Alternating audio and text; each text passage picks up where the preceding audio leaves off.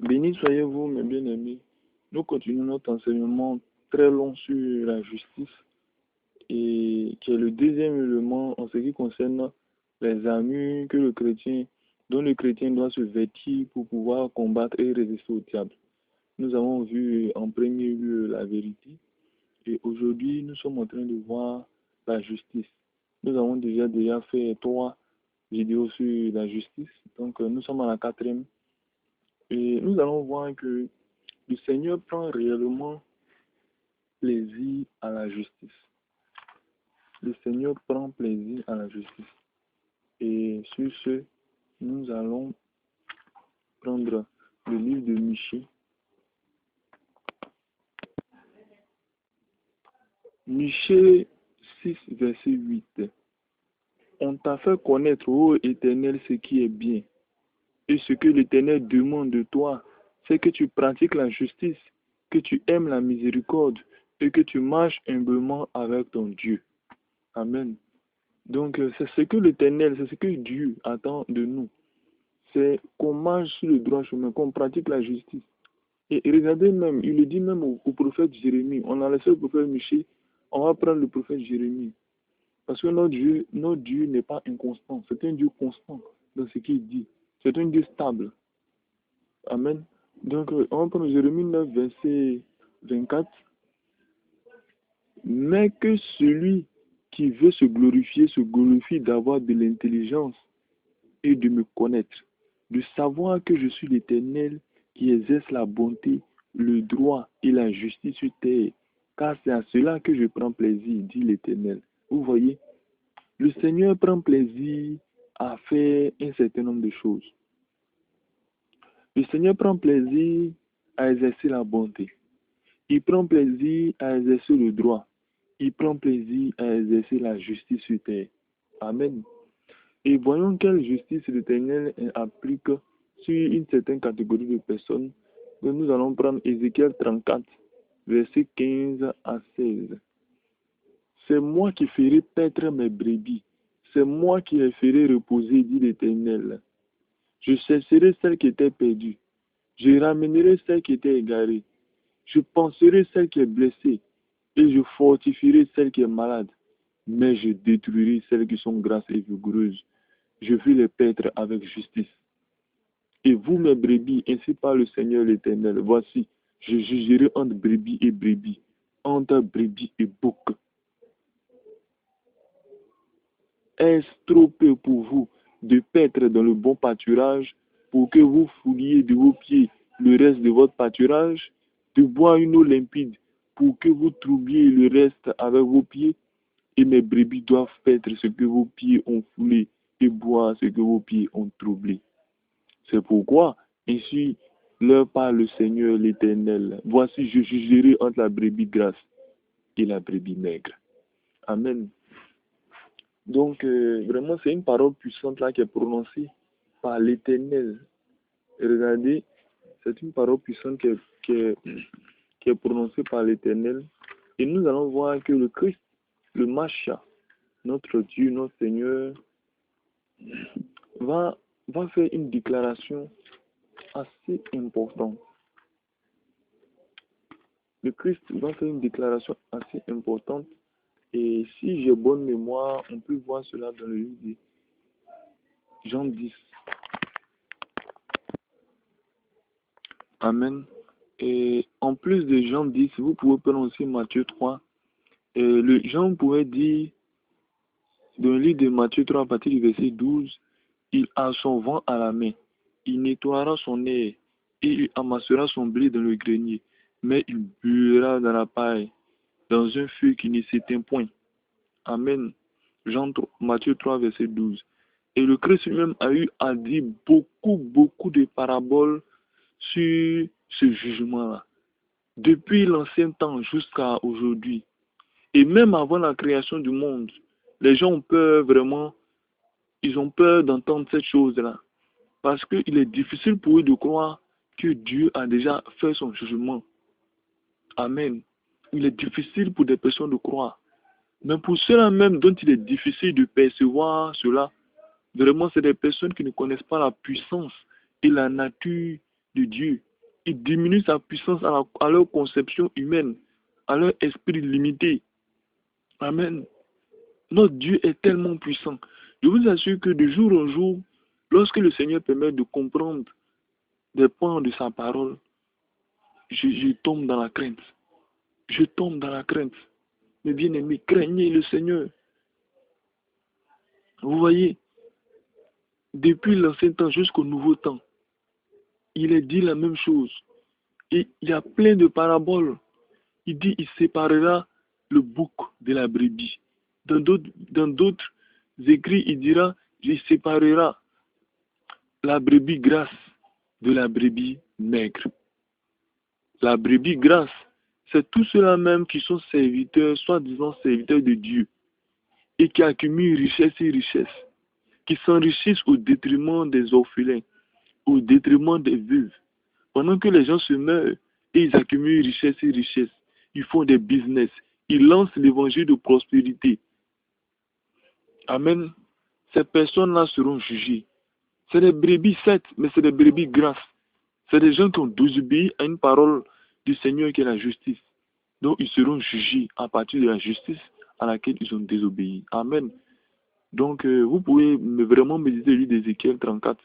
Vous allez voir combien de fois le Seigneur est terrible. Il est terrible. Il dit, il jugera la brebis grasse de la brebis maigre. Et c'est de ça il s'agit. Quand vous avez des personnes comme Raoul Wafo, des brebis grasses, qui sont milliardaires, et qu'à côté, vous avez de petits serviteurs de Dieu, que je mets en griffe selon les hommes, je parle de la manière humaine, des petits serviteurs de Dieu qui se marchent sur le soleil, qui transpirent dans toutes les villes en train de prêcher l'évangile, dans tous les coins de rue, et qu'on ne les considère pas, on préfère ces brebis grasses. Mais ces brebis grasses, elles seront jugées de façon terrible. Et vraiment, j'ai peur pour ces personnes-là. Je prie que ces personnes-là se réveillent, se répandent. Mais vraiment, il est difficile pour un riche tenter de rendre dessus. Il est difficile pour ces personnes-là de laisser leurs milliards et de rentrer dans le vrai évangile. Vraiment, c'est difficile. C'est vraiment difficile. Oui, très difficile. Il sera très difficile pour quelqu'un, les milliardaires, les soi-disant pasteurs milliardaires, de laisser leurs milliards et de les partager au peuple, de les partager aux pauvres, de les partager aux veuves et aux orphelins, et de venir donner le vrai évangile. Il sera difficile pour eux de retenir dans cet état. Ils ne veulent pas prendre la souffrance. Ils ne veulent pas marcher dans les rues. Ils ne veulent pas, comme le Christ et les apôtres le faisaient. Ils donnent toute espèce d'excuses pour démontrer leur apostasie et leur abomination. Et avec eux, il y a beaucoup de serviteurs et de servantes qui préfèrent rester sous ce joug-là que de rester sous le joug, le vrai joug qui est le joug de la parole du Seigneur. Mais la parole du Seigneur dit que ces commandements ne sont point pénibles, car le Seigneur donne la force à ses enfants d'obéir à ses commandements. Amen. Pour ne pas qu'ils soient tombés, qu'ils tombent sous le glaive et sur l'épée, sur le châtiment. Amen. Mais nous allons aller plus loin. Ici, nous avons vu que le Seigneur prend plaisir à la justice. Mais regardez, je vais vous faire remarquer quelque chose. Le juste lui-même, c'est-à-dire celui-là, le juste est sauvé par sa justice. Regardez, si vous êtes injuste, vous êtes condamné par l'injustice que vous faites. Si vous êtes juste, votre justice vous justifie. On va prendre Ézéchiel 3, verset 20. Ézéchiel 3, verset 20. Si un juste se détourne de sa justice et fait ce qui est mal, je mettrai un piège devant lui. Ah non, cette parole est tellement puissante. Béni sois-tu, Seigneur. Je reprends. Si un juste se détourne de sa justice et fait ce qui est mal, je mettrai un piège devant lui et il mourra parce que tu ne l'as pas averti. Il mourra dans son péché. On ne parlera plus de la justice qu'il a pratiquée et je te redemanderai son sang. Voilà, ici, le Seigneur est en train de parler, il met en phase trois éléments. Il y a le prophète, il y a le juste et il y a l'Éternel. Le Seigneur dit à l'Éternel, au prophète, le Seigneur dit au prophète, dit au juste de se redresser, ou bien alors dit au juste de rester et pratiquer la justice, et dit au méchant de se détenir de sa méchanceté. Maintenant, si le prophète ne le dit pas, si le serviteur du Seigneur ne le dit pas, et que cette personne a meurt dans son péché, le Seigneur dit qu'il va il va demander à ce serviteur son sang, de telle manière que le prophète, s'il a désobéi, il ira dans le feu, dans le lac de feu. Amen. Donc ce n'est pas de gaieté du cœur que nous nous mettons dans les rues en train de condamner. Tel homme de Dieu a fait une abomination. Tel homme de Dieu dit des bêtises. Tel homme de Dieu s'assoit sur votre esprit, sur vos finances. Ce n'est pas de gaieté du cœur, mais c'est un ordre du Seigneur. Si le Seigneur te commande de dire que tu te tais, automatiquement, tu es condamné aussi. C'est automatique. Mais si le Seigneur te demande de parler, que tu parles, tu es dans l'obéissance. Amen. Mais, on va continuer. Vous allez voir quelque chose. Je vous montre à partir du verset 18. Ézéchiel 3 à partir du verset 18. Vous allez voir. Quand je dirai aux méchants, tu mourras. Si tu ne l'avertis pas, si tu ne parles pas pour détourner le méchant de sa mauvaise voie et pour lui sauver la vie, ce méchant mourra dans son iniquité et je te redemanderai son sang. Tu vois? Vous voyez? C'est cela, c'est de ça il s'agit. Lorsque nous condamnons les œuvres des hommes, lorsque nous condamnons ces personnes-là qui font de mauvais actes, et lorsque nous leur demandons de se repentir, c'est pour, non seulement pour leur propre bien, mais pour nous aussi, qui sommes serviteurs de Dieu. Parce que si nous ne le disons pas, nous serons condamnés parce que nous sommes tués. Et si nous le disons que cette personne-là s'est rébellée, ça sera tant pis pour elle. Donc c'est pourquoi il est obligatoire pour vous, serviteurs du Seigneur, de dénoncer. Même si votre grand homme de Dieu, grand servant du Seigneur est dans la désobéissance, vous devez le reprendre. Amen. Maintenant, s'il se rebelle, il mourra. Il mourra pour sa faute et vous serez innocentés. Et n'oubliez pas que Paul a eu à repris Pierre en ce qui concerne la circoncision et l'incirconcision. Mais Pierre est rentré dans l'obéissance. Pas parce que l'un est plus grand que l'autre, mais parce que l'Esprit du Seigneur est un. Et le Seigneur guide et dirige son Église par son Esprit. Amen. Donc, nous n'avons pas peur qu'on nous reprenne. Nous n'avons pas honte qu'on nous reprenne. Mais nous sommes heureux qu'on nous reprenne. Amen. Amen. Nous sommes heureux qu'on nous reprenne sur ce qui est juste, pas sur des inutilités et sur des futilités. Amen. On va continuer. Ça, vous pouvez le méditer chez vous à la maison. Mais on va continuer avec Ézéchiel 18, à partir du verset 20 à 28. Ézéchiel 18. L'âme qui pêche, c'est elle qui mourra. Le fils ne portera pas l'iniquité de son père, et le père ne portera pas l'iniquité de son fils. La justice du juste sera sur lui, et la méchanceté du méchant sera sur lui. Si le méchant revient de tous les péchés qu'il a commis, s'il observe toutes mes lois et pratique la droiture de la justice, il vivra, il ne mourra pas. Toutes les transgressions qu'il a commises seront oubliées. Il vivra à cause de la justice qu'il a pratiquée.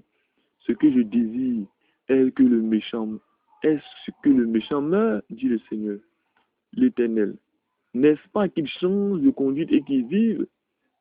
Si le juste se détourne de la justice et commet l'iniquité, s'il imite toutes les abominations du méchant, vivra-t-il?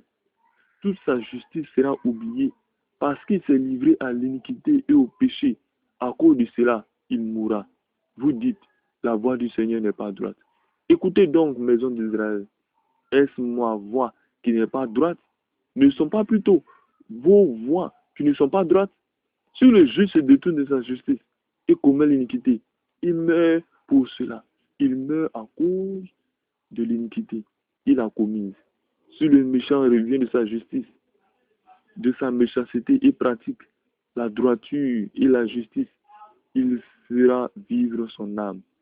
S'il ouvre les yeux et se détourne de toutes les transactions qu'il a commises, il vivra. Il ne mourra pas. Amen. C'est une parole merveilleuse. Et là, nous sommes dans l'ancien temps. Cette parole-là a été reprise par le Christ. Mais regardez, Pour ceux-là même qui condamnent les hommes méchants qui se répandent. Regardez ce que le Seigneur dit. Ça, on est dans la loi. À plus forte raison à ceux qui ont mis leur confiance en le Seigneur. Comment pourront-ils être encore condamnés? Je vous demande de méditer réellement les Écritures, mes bien-aimés. Le méchant, le mauvais, l'homme qui est dans le monde. La Bible dit que quand il se détourne de sa méchanceté et qu'il pratique la justice, automatiquement il est pardonné. Et sa méchanceté est oubliée. De même, lorsque le le soi-disant serviteur de Dieu, il sert Dieu à un moment donné, il commence à pratiquer le mal. Automatiquement, son service est oublié et il sera jugé pour sa méchanceté. Toute sa justice sera oubliée et il sera condamné. Toi, frère, qui abandonne ta femme, qui abandonne ton épouse, pour aller faire un deuxième bureau, une femme dehors, un troisième bureau, une femme dehors, et qui fait souffrir ses enfants, en ne les voyant même pas. Il y a des personnes comme ça.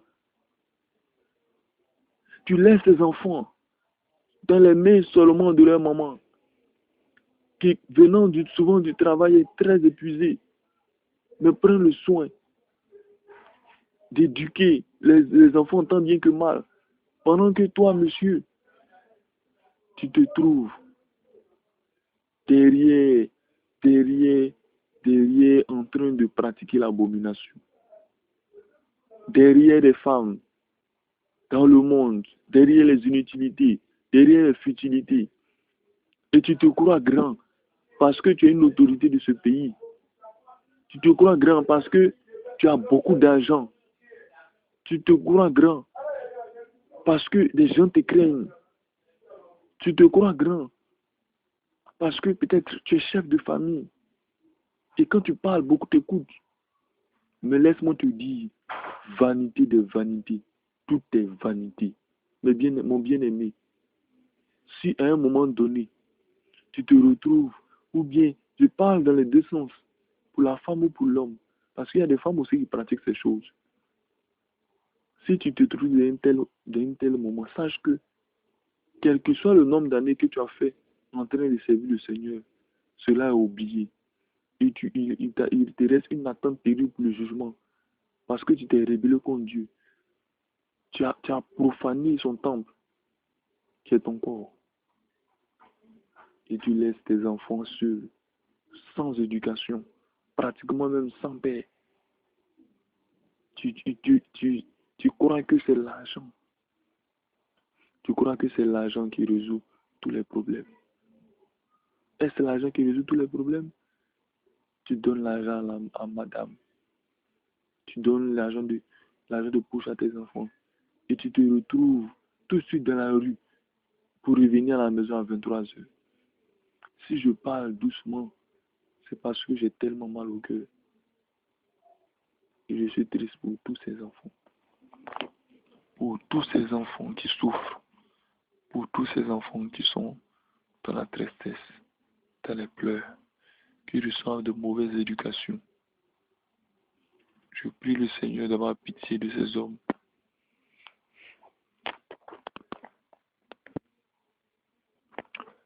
Vous pouvez lire aussi Ézéchiel 33, versets 12 à 16. C'est la même chose. C'est la même chose que nous avons vu tout à l'heure.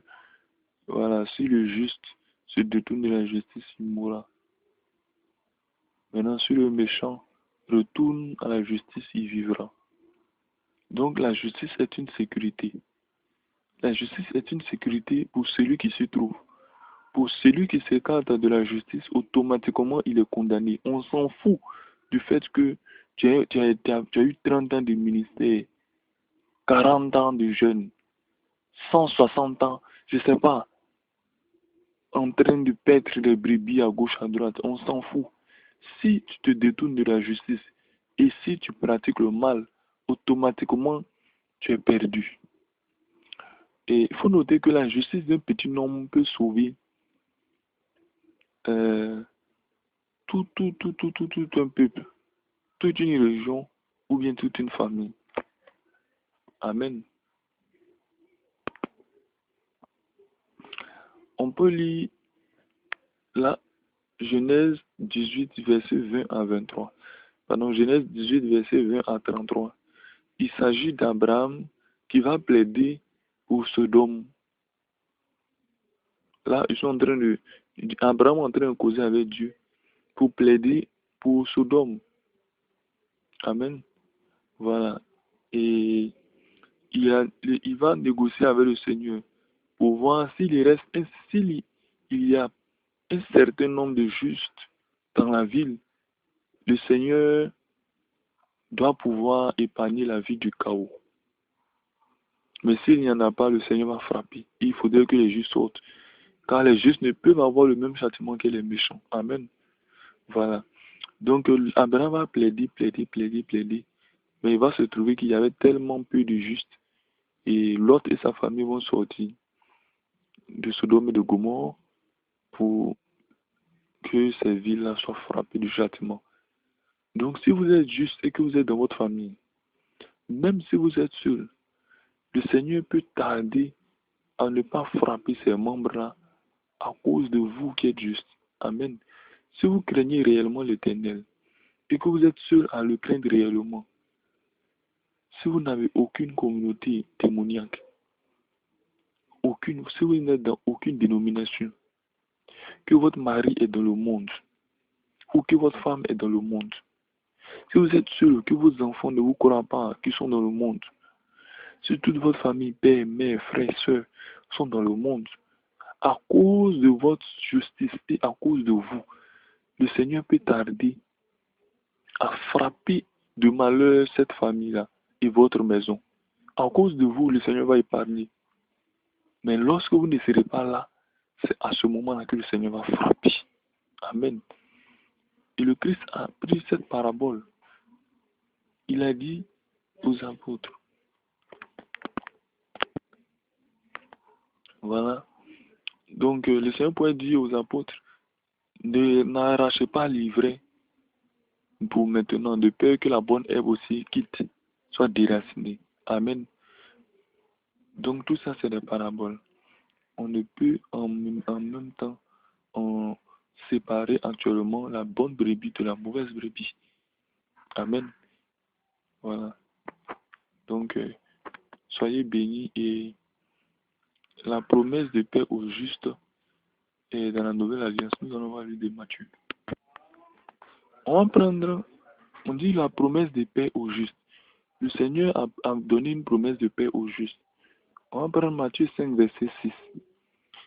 Heureux l'homme qui ont faim et soif de la justice, car ils seront rassasiés. Nous pouvons prendre encore Matthieu 5, verset 10.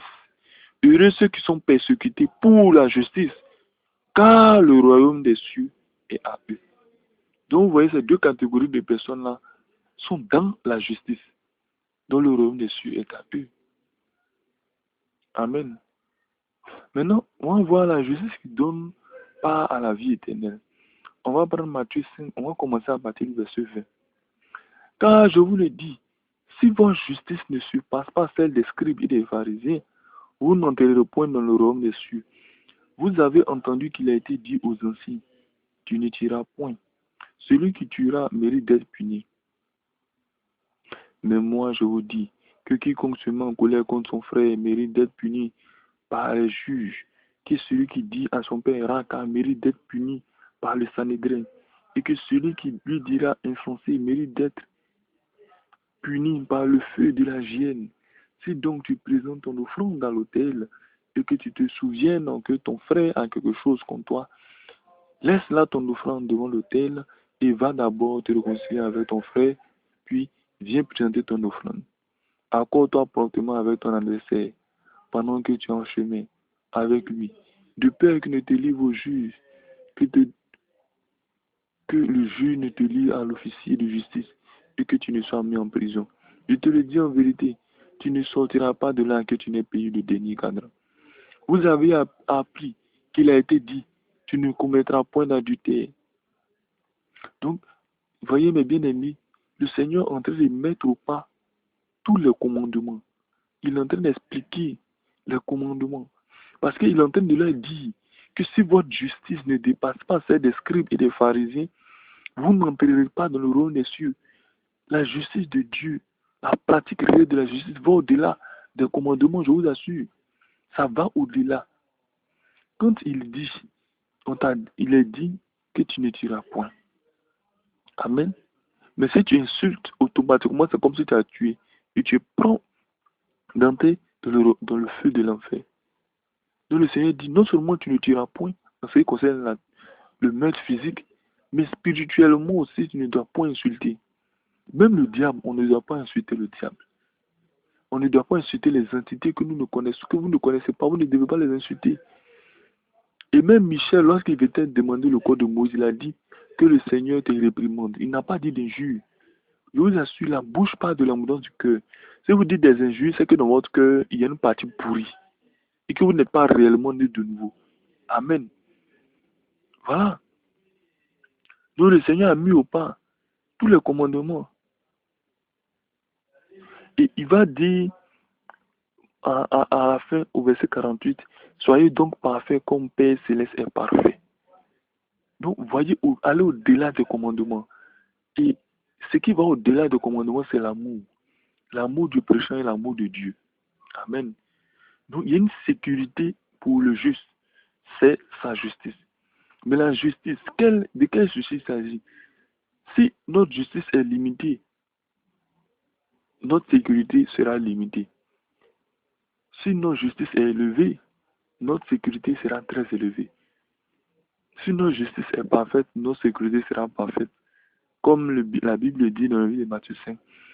Soyez parfaits comme votre Père Céleste est parfait. Amen. Amen. Donc, mes bien-aimés, c'est ce pourquoi j'ai voulu vraiment échanger. Nous sommes à la 4e partie, nous avons vu que le Seigneur prend plaisir à la justice, que la justice du juge, du juste le sauve, et que la justice et la méchanceté du méchant le condamne. Mais si le juste se détourne de la justice, il meurt. Si le méchant retourne à la justice, il vit. Amen. Donc, je vous bénis dans le nom du Seigneur Yeshua. Et nous allons voir la prochaine fois vraiment une autre étape de la justice. Mais nous allons reprendre cette partie-là. Car c'est une partie importante. On va reprendre Matthieu 5. On va en parler et on va continuer avec les autres. Amen.